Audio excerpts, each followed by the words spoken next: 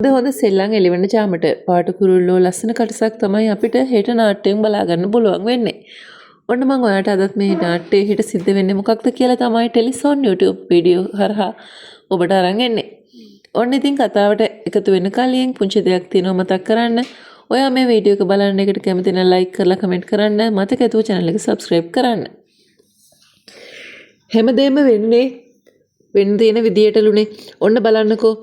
භාවනා කරන දේවල් නිසා කෙවින්ට නිම්නාවිට කවමදාවත් එකතු වෙන්න බැරි තරමට වගේ ප්‍රශ්න ඇති වෙන්න පටන් ගන්නවා. භාවනාවට ඕන වෙන්නේ අවස්ථාවෙන් ප්‍රයෝජන අරගෙන කොහොම හරි මේ දෙන්න දෙපැත්තකට කරලා දාන්න.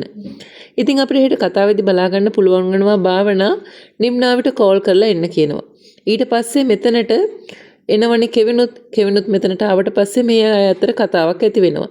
ඇත්තටම භාවනා කෙවින්ගේ මුණ දිහා බලාගෙන කෙවින් ගැන හුඟක් වැරදි දේවල් කියනවා.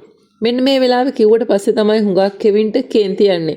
හැබැයි ඉතින් කෙවින් කියන කිසිම දෙයක් අහන්න මේ වෙලාවේ නිම්නාවි සූදානම් වෙලා නැහැ. මොකද නිම්නාවි ඉන්නේ කෙවින් එක තරහින්නේ.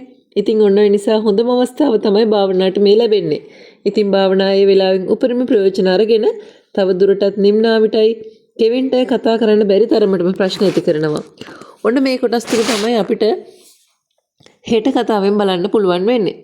ඒ වගේම තමයි යාළුවනේ ඊට පස්සේ නිම්නාවි කෙවින්ට කියාවි අනිවාර්යෙන්ම ආයෙ මට කවමදාකවත් කිසිම කාලෙකින් කතා කරන්න එපා කියලා. මොකද තමන් කරපු හැම බොරුවක්ම තමන් කරපු වැරදි වැඩ හැම දෙයක්ම ඇස් පිට පෙනෙද්දී තව කතා කරන්න විශ්වාස කරන්න බෑනේ.